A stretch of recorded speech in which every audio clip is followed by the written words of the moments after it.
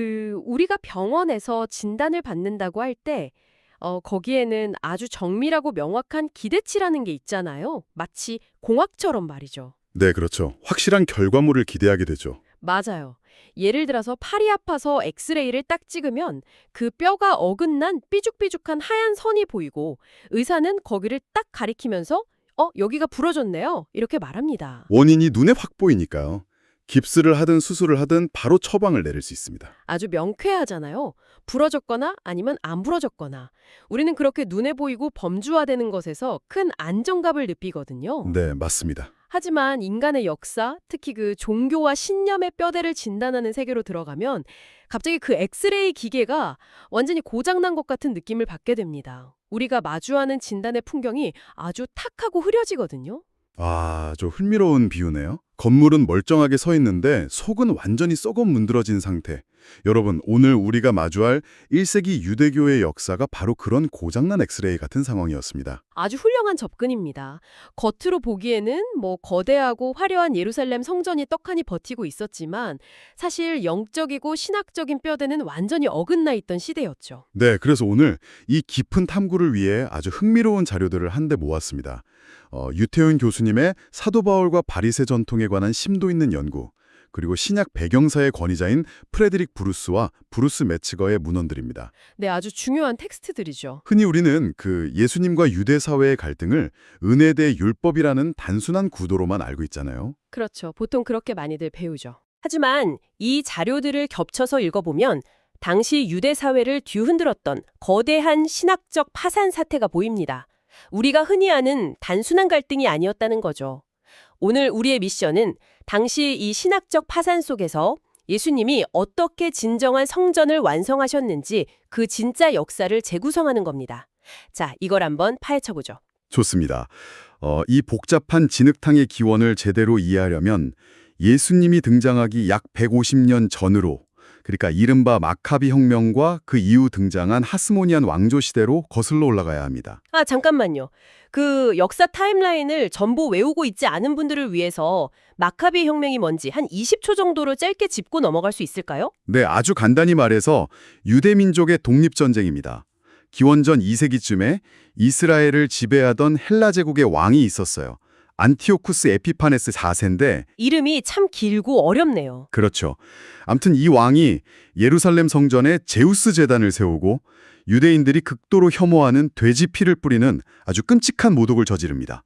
율법도 지키지 못했고요. 와, 유대인들 입장에서는 진짜 피가 거꾸로 솟는 일이었겠네요. 맞습니다. 그래서 이에 분노한 유대인들, 특히 마카비 가문이 중심이 되어서 게릴라 전쟁을 일으켰고 기적적으로 성전을 탈환하고 정치적 독립을 쟁취해냅니다. 이게 바로 마카비 혁명이죠. 와, 억압받던 민족이 외세를 몰아내고 성전을 되찾았다니. 여러분, 이스라엘 입장에선 진짜 엄청나게 영광스럽고 가슴 벅찬 시대였겠네요. 초기에는 그야말로 구국의 영웅들이었죠. 그런데 여기서 흥미로운 부분은, 문제는 그 혁명 세력의 후손들이 세운 하스모니안 왕조가 권력을 잡고 나서부터 시작됩니다. 권력을 잡으면 부패한다는 그런 건가요? 네, 브루스의 기록을 보면 이 하스모니안 가문의 지도자들, 요나단이나 시몬 같은 인물들은 점차 세속적인 권력욕에 빠져들게 됩니다. 급기야 그들은 정치적, 군사적 통치자의 자리에 오르는 것으로 만족하지 않고 종교적 최고 권력인 대제사장직까지 스스로 차지해버립니다. 잠깐만요. 그게 그렇게 큰 문제인가요? 고대 국가들을 보면 왕이 제사장 역할을 겸하는 경우는 흔했잖아요. 다른 나라는 몰라도 이스라엘은 달랐습니다. 토라, 그러니까 출애굽기 28장이나 민수기를 보면 대제사장의 자격은 오직 아론 계열의 혈통으로 엄격하게 아주 절대적으로 제한되어 있었거든요. 아, 혈통의 제한이 있었군요. 네, 그런데 마카비 혁명을 주도한 하스모니안 가문은 제사장 가문이긴 했지만 대제사장을 배출할 수 있는 사독 계열, 즉 아론의 직계 혈통이 절대 아니었습니다. 아, 그러니까 율법에 명시된 자격 요건을 정면으로 완전히 어긴 거군요. 그런데 사람들이 그걸 뻔히 다 알 텐데 어떻게 그 자리를 차지할 수 있었죠? 주변 강대국들, 특히 시리아의 왕위 쟁탈전이라는 그 정치적 공백기를 교묘하게 이용했습니다. 내가 너희의 정치적 지지자가 되어줄 테니 나를 유대의 대제사장으로 임명해달라. 뭐 이런 식의 뻔뻔한 정치적 거래가 오갔던 것이죠. 와, 이게 당시 신앙심 깊은 사람들에게 얼마나 충격적이었을지 진짜 상상이 안 가네요. 대제사장은 1년에 단 한 번 대속죄일의 지성소에 들어가서 이스라엘 전체의 죄를 사해달라고 하나님께 제사를 드리는 유일한 존재잖아요. 바로 그 지점입니다. 유태윤 교수님의 연구가 가장 예리하게 파고드는 부분이 거기죠. 유대인들에게 속죄는 그냥 마음속의 개인적인 반성으로 끝나는 게 아닙니다. 정당한 자격을 가진 대제사장이 율법에 규정된 정확한 절차대로 제사를 드려야만 그 속죄의 효력이 발생한다고 믿었거든요. 그쵸. 절차와 자격이 핵심이죠. 그런데 가장 거룩해야 할 지성소에 자격도 없는 정치꾼이 대제사장 옷을 입고 들어가서 피를 뿌리고 있는 겁니다. 과연 그 제사가 죄를 씻어낼 수 있을까요? 와, 이거야말로 진짜 아까 말씀드린 그 고장난 엑스레이네요. 여러분, 제가 이거 한번 비유를 해볼게요. 아주 으리으리하고 최신식 장비를 갖춘 대학병원이 있습니다.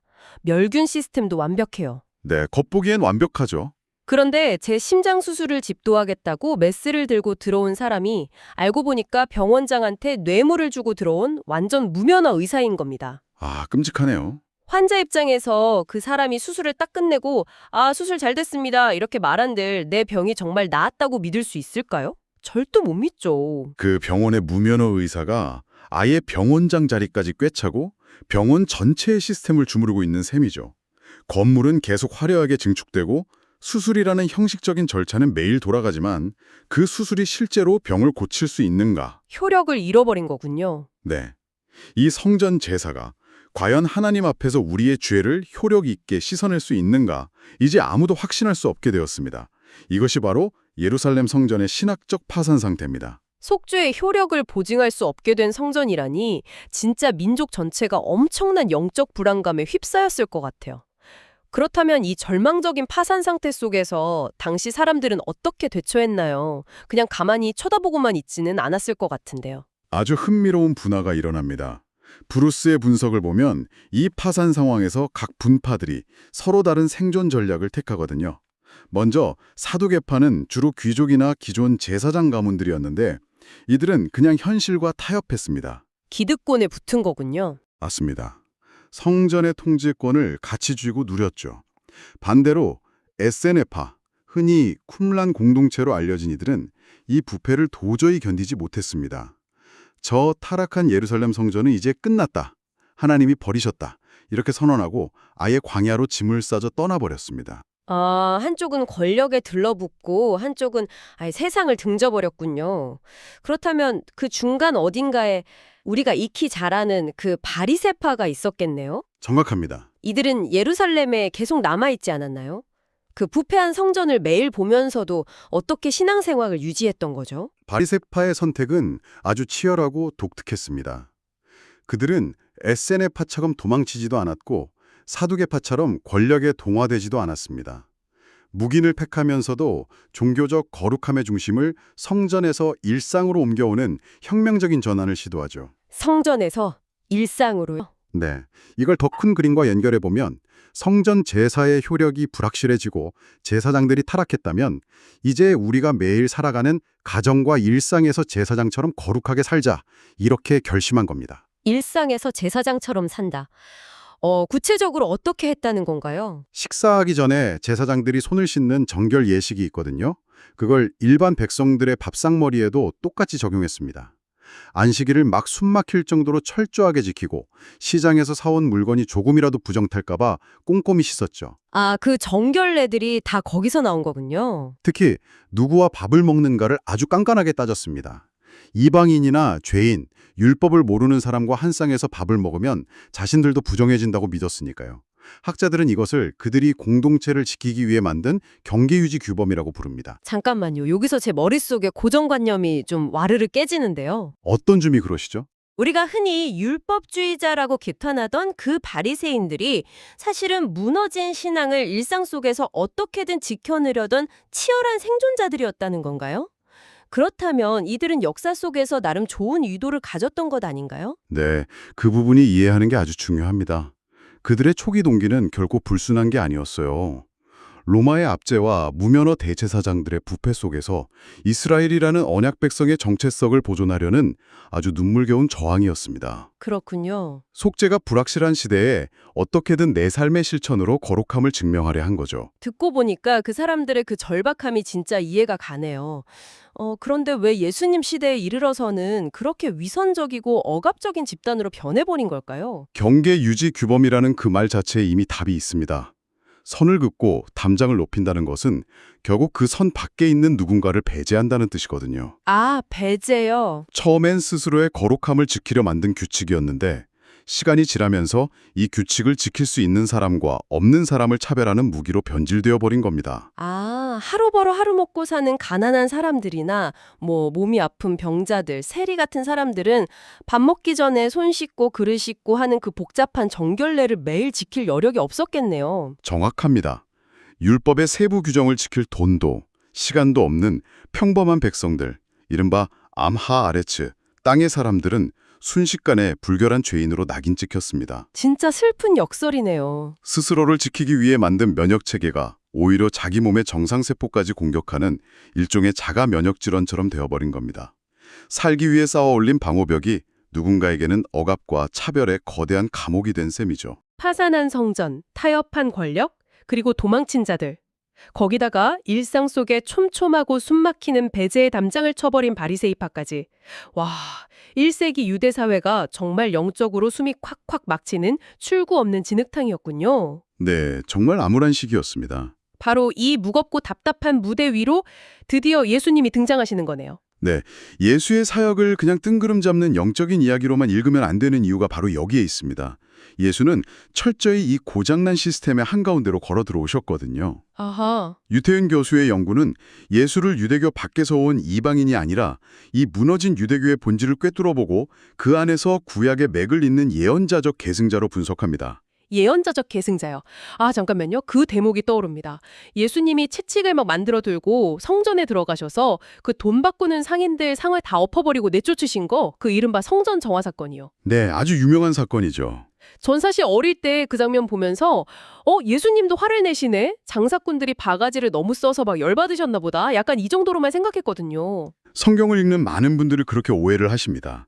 단순히 시장통 같은 그 시끄러운 분위기가 싫어서 청소 한번 하신 게 절대 아닙니다. 그럼 다른 의미가 있었나요? 매치거의 배경사를 보면 당시 이방인의 뜰을 가득 채운 상업행위는 사실 대제사장 가문의 막대한 수입원이었습니다.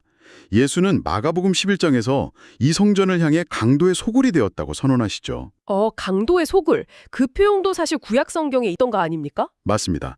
예레미야 7장에서 선지자 예레미야가 부패한 성전을 향해 심판을 경고할 때 썼던 정확히 똑같은 표현입니다. 하는 행위 자체를 물리적으로 중단시킴으로써 너희의 이 무면허 성전, 파산한 제위체계는 이제 기능이 정지되었다.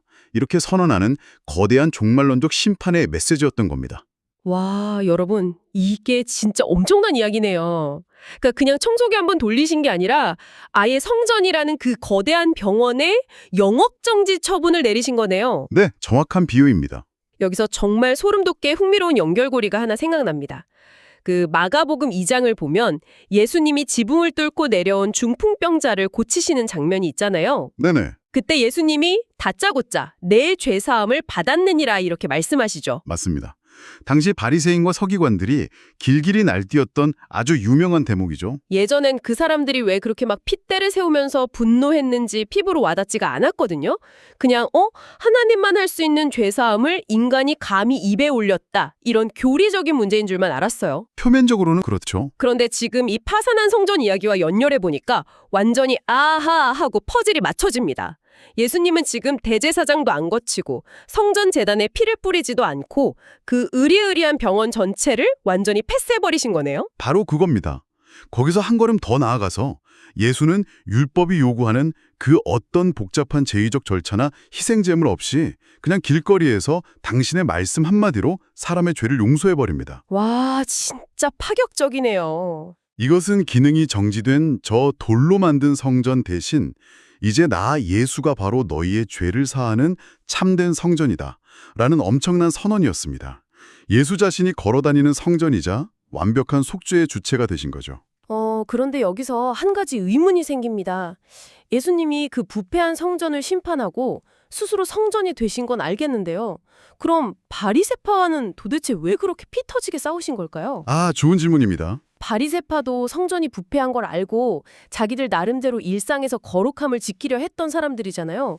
흔히 사람들은 예수님은 율법을 다 폐기하고 사랑만 강조했고 바리새파는 율법을 꼰대처럼 고집했기 때문에 싸웠다 이렇게 생각하는데요. 이건 아주 중요한 질문을 던집니다. 그게 바로 우리가 엑스레이를 잘못 읽고 있는 또 다른 지점이거든요. 역사적 자료들을 보면 예수는 율법 자체를 절대 부정하지 않으셨습니다. 아, 율법을 부정하신 게 아니군요. 네, 회당에서 토라를 누구보다 깊이 가르치셨고 안식일 규례의 근본 정신도 존중하셨죠. 예수와 바리새파의 진짜 충돌은 율법을 없앨 거냐 지킬 거냐의 싸움이 절대 아니었습니다. 그럼 무슨 싸움이었죠? 이것은 해석학적 충돌, 즉 똑같은 율법을 과연 어떤 렌즈로 바라볼 것인가 하는 아주 치열한 전쟁이었습니다. 렌즈의 차이요? 아까 바리새파는 율법을 경계 유지 규범의 렌즈로 봤다고 하셨죠? 누가 합격선을 넘어서 우리 공동체 안에 들어올 수 있는가를 가려내는 아주 엄격한 담장으로 썼다고요? 네, 맞습니다. 바리새파에게 율법의 목적은 배제를 통한 거룩함의 유지였습니다. 반면 예수님은 율법에 대해 철저히 목적론적 해석을 적용하셨습니다. 목적론적 해석, 말이 좀 어려운데요. 그러니까 규정의 글자 하나하나에 얽매이는 게 아니라 애초에 하나님이 왜 이 법을 사람들에게 주셨는가 그 근본적인 목적을 물었다는 뜻인가요? 정확합니다. 안식일에 병자를 고치시면서 하신 말씀이 아주 대표적이죠. 안식일이 사람을 위하여 있는 것이지 사람이 안식일을 위하여 있는 것이 아니다. 아, 들어본 적 있어요. 예수는 율법의 궁극적인 목적이 사람을 차별하고 억압하는 데 있는 것이 아니라 하나님의 자비와 정의, 그리고 생명을 살리는 것에 있다고 보셨습니다. 야, 이거 정말 피부에 확 와닿는 차이네요. 여러분 이거 한번 당시 상황으로 상상해 보세요. 예수님이 세리나 죄인들, 그러니까 당시 바리새파의 잣대로는 완전히 부정하고 버려진 사람들과 한 상에 둘러앉아서 밥을 드시는 장면을 떠올려 보시죠. 바리새파 입장에서는 진짜 끔찍한 장면이죠. 이건 그냥 동네 식당에서 밥 한 끼 같이 먹는 훈훈한 미담 수준이 아닙니다. 바리새인들이 이 파산한 세상 속에서 어떻게든 자신들만의 거룩함을 지켜보겠다고 손이 부르트동 씻어가며 평생 뼈 빠지게 쌓아올린 그 거룩함의 방어벽을 예수님이 식사 한 번으로 와르르 무너뜨려 버린 겁니다. 네, 바리새파 사람들의 눈에는 그 장면이 시각적으로나 신학적으로 엄청난 충격이자 신성모독이었습니다. 우리가 어떻게 지켜온 정체성인데 저 예언자라는 작자가 다 허물고 있다며 분노할 수밖에 없었겠죠. 담장이 부서지는 소리가 들렸겠네요. 하지만 예수의 입장에서 그 세리들과의 식탁 교제는 율법의 참된 목적이 배제가 아니라 포용과 치유에 있음을 보여주는 가장 강력한 선언이었습니다. 듣다 보니까 이게 다 자연스럽게 연결이 됩니다. 성전의 파산을 선언하면서 시스템을 완전히 셧다운시켰고 스스로 참된 성전이 되어 죄를 용서하셨고 그리고 사람을 차별하던 율법의 담장을 허물고 생명을 살리는 본래 목적으로 돌려놓으셨습니다. 흐름을 아주 완벽하게 정리하셨네요. 그런데 이건 단순한 종교개혁이 아니라 아예 새로운 체제, 새로운 통치를 시작하겠다는 의미 아닙니까? 자, 그럼 이 모든 게 대체 무슨 의미일까요? 혹시 이게 예수님이 계속해서 말씀하신 그 하나님 나라와 연결되는 건가요? 모든 퍼즐이 하나로 맞춰지는 순간이네요. 네, 맞습니다. 제2성전기 유대교에서 흔히 기대하던 하나님 나라는 다윗 같은 강력한 군사 지도자가 나타나 로마를 물리치고 세우는 정치적 해방 국가이거나 아니면 이 험한 세상 다 끝나고 죽어서 나가는 먼 천국으로 여겨졌습니다. 보통 그렇게 생각하죠. 하지만 메치고의 기록과 유태윤 고수의 분석을 종합해보면 예수가 선포한 하나님 나라는 완전히 달랐습니다. 먼 미래나 죽음 이후가 아니라 지금 예수님이 행동하고 계신 바로 지금 여기라는 거군요. 그렇습니다. 파산한 성전을 넘어 차별과 배제의 담장을 허물고 율법의 무거운 짐 아래 억눌린 자들을 회복시키는 예수의 사역 그 자체가 바로 지금 여기서 이미 시작된 하나님의 통치 현실, 즉 하나님 나라였습니다. 무면허 의사들이 장악한 병원을 그냥 적당히 리모델링하거나 페인트칠을 새로 한 게 아니었네요. 아예 차원이 다른 생명의 역사를 가져오신 겁니다. 혈통이나 율법의 완벽한 준수라는 조건조차 필요 없는 그 누구도 배제되지 않는 보편적 구원의 새 언약을 여신 것이죠. 진짜 놀랍습니다. 예수의 십자가 죽음과 부활은 결국 이 파산한 옛체제를 완전히 종식하고 진정한 하나님 나라를 우주적으로 완성하는 결정적인 사건이었습니다. 와, 오늘 정말 엄청난 여정이었습니다. 엑스레이가 고장난 것 같아서 뭐가 뭔지 헷갈렸던 그 1세기 유대교의 복잡한 진흙탕 속에서 아주 선명하고 굵은 뼈대 하나를 쫙 찾아낸 기분이에요. 네, 오늘 우리가 나눈 논의들을 아주 짧게 짚어볼까요? 시작은 하스모니안 왕조의 권력욕이 빚어낸 1세기 예루살렘 성전의 신학적 파산이었습니다. 무면허 대제사장들의 실해였죠. 그리고 그 붕괴하는 시스템 속에서 신앙을 지키려고는 했지만 결국 사람들을 차별하고 밀어내는 배제의 담장을 아주 높이 쌓아버린 바리새파의 비극적 선택이 있었고요. 마치 자가면역 질환처럼요. 마지막으로 그 무너진 성전과 숨막히는 담장 한가운데로 걸어 들어오셔서 율법의 참된 목적인 자비와 정의를 회복하시고 스스로 진정한 성전이자 하나님 나라가 되어주신 예수님의 사역까지 살펴보았습니다. 이게 그냥 단순한 교리나 신학 텍스트가 아니라 진짜 피와 땀과 갈등이 뒤섞인 치열한 역사의 서사시네요. 여러분, 오늘 이 깊은 우물 같은 이야기들을 들으면서 우리 자신의 내면이나 우리가 속한 현대 여러 조직들을 다시 한번 돌아보게 됩니다. 네, 아주 중요한 성찰이죠. 만약 우리가 몸담고 있는 조직이나 아니면 우리가 평생을 바친 어떤 신념이 그 본래의 가장 중요한 핵심 목적, 자비, 사랑, 정의 같은 것들을 잃어버리고 텅 빈 껍데기만 남아서 완전히 파산해버렸다면 우리는 과연 어떻게 행동할까요? 도망칠 것인가? 순응할 것인가? 아니면 담장을 칠 것인가? 네, 혹시 우리도 본질을 직면하기 두려워서 모든 게 다 괜찮은 척 나는 저들보다 더 거룩하고 옳다는 것을 증명하기 위해 나와 남을 가르는 엄격하고 차가운 나만의 경계 규범을 끊임없이 만들어내고 있는 건 아닐까요? 진짜 참된 치유와 생명의 목적으로 나아가는 대신 나만의 안전한 담장 안에 숨어버린 건 아닌지 말입니다. 오리니까요. 본질을 잃어버린 자리에 장벽만 높게 쌓고 있는 것은 아닌지 늘 경계해야겠습니다. 이 무거운 질문, 하지만 우리의 본질을 꿰뚫어보는 이 통찰을 오늘 밤 조용히 스스로 한번 곱씹어 보시길 바랍니다. 때로는 가장 탁해 보이는 역사의 진흙탕 속에서 우리 삶의 방향을 바로잡아줄 가장 투명하고 맑은 렌즈를 발견하기도 하니까요. 네, 오늘 깊은 탐구와 함께해서 정말 즐거웠습니다. 오늘 우리의 심층 탐구는 여기까지입니다.